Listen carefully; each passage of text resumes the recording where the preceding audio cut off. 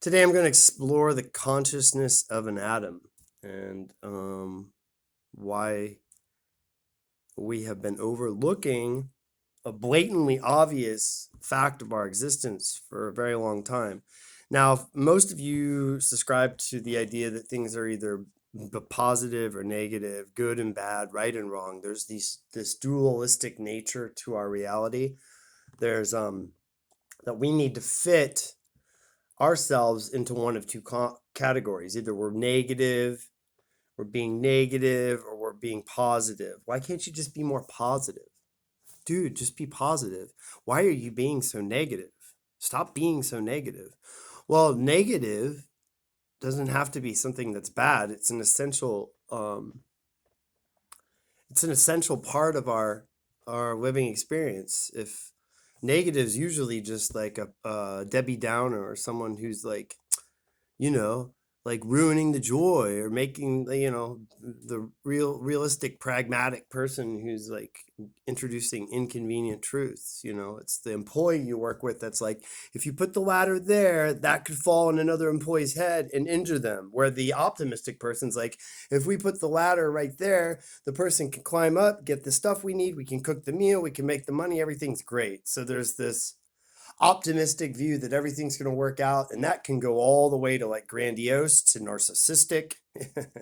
It can get really gnarly, where it's just like willful positive energy all the time, regardless of what the circumstances around us are showing us. And then there's this devil in the detail that's like what you'd call quote unquote negative energy, but really it's just pointing out inconvenient truths. It's a perspective that helps us stay safe. It's a perspective that helps us to um, recognize potential threats to our environment. And both are essential. But it's not just two, it's three. So there's, the positive minded people, there's the negative minded people. And when I say negative or positive, I mean there's a charge, there's an inherent charge to these people. They're inherently positive or optimistic, or they're inherently negatively charged or pessimistic. And there's nothing those people can do about it. But in reality, the positive negative groups are not 50-50. They're actually 33%, 33%. And there's a middle group that we've been neglecting to even acknowledge for a very long time now. And those are the neutral minded people. Those are the people that can become pessimistic, they can become optimistic, they can become negatively charged, they can become positively charged, but their inherent nature is neither. It's neutral. It's right in the middle. And this is an obvious truth. There's no way getting around this, and this is reflected in every single atom. Atoms are the building block of our physical reality. Every wall you see, every car you drive, you sit in, every piece of article of clothing you're wearing, the eyebrows on your forehead, the eyeballs that you see with, all this stuff is literally comprised of translucent atoms that are, you know, formed around to make shapes, to make structures, to make buildings. And the more densely packed they are, then we get into like materials such as steel and concrete, and the more, less densely packed they are, it's a butterfly's wing, or whatever. But the bottom line is that everything in our material realm is comprised of atoms. And inside of every single atom, without fail, is a proton, a neutron, and an electron. So a proton is positively charged, a neutron is neutral, and an electron is negatively charged. And that's in every single atom, including this universal atom, because believe it or not, this universe that we're in is just one big atom as well, comprised of many smaller atoms, and even smaller atoms and smaller atoms and smaller atoms. But the universal atom is comprised of these three elements as well. There's three. There's never been two. Two is a man-made invention. It's always been three. So, why is this important?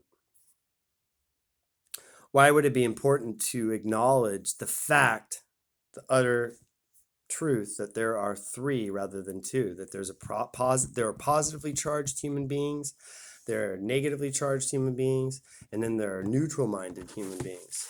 Well, if you're a neutral-minded human being who's trying to live completely in positivity, you're not going to be able to sustain that because that's not your truth.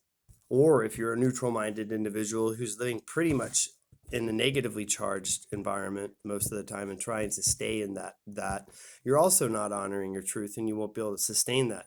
The neutral-minded human being's primary purpose is to bridge the positive to the negative.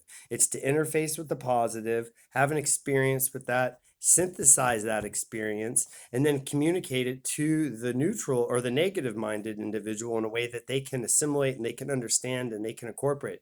So basically, everyone who is a neutral minded individual is someone who interfaces with positive and negative energy and helps to create a bridge of communication between these two extremes. Without that bridge of communication between these two extremes, you're looking at what you're looking at today. You're looking at a world of this dualistic, this polarized world of positive and negative that cannot communicate with each other. They cannot find common ground.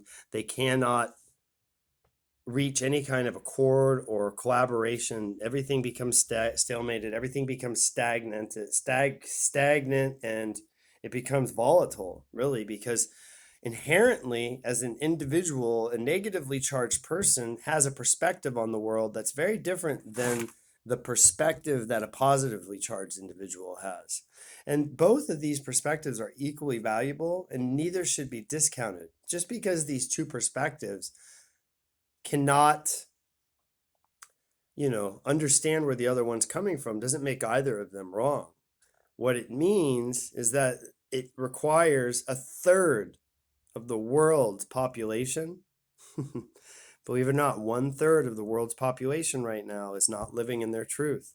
They're not being neutral minded people. They're not naturally and rhythmically fluctuating between the positive and the negative. They're not helping to facilitate a conversation between the electron and the proton.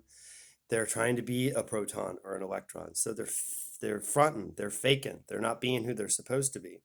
They need to recognize that they're neutral, and they need to recognize their role as a bridge to communicate between the positive and the negative extremes. Until these people step into their truth and stop living a lie and become these bridges between positive and negative energy, and until the positive and the negative paradigm, this artificial, man-made, positive, negative paradigm, says, all right, cool, we are mistaken. It's not just morning, and it's not just night and day. It's not just good and bad. It's not just right and wrong.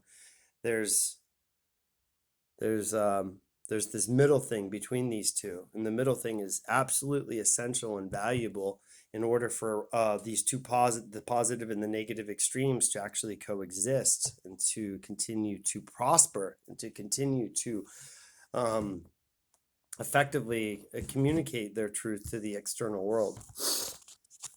So I challenge you, each one of you today, are you a proton?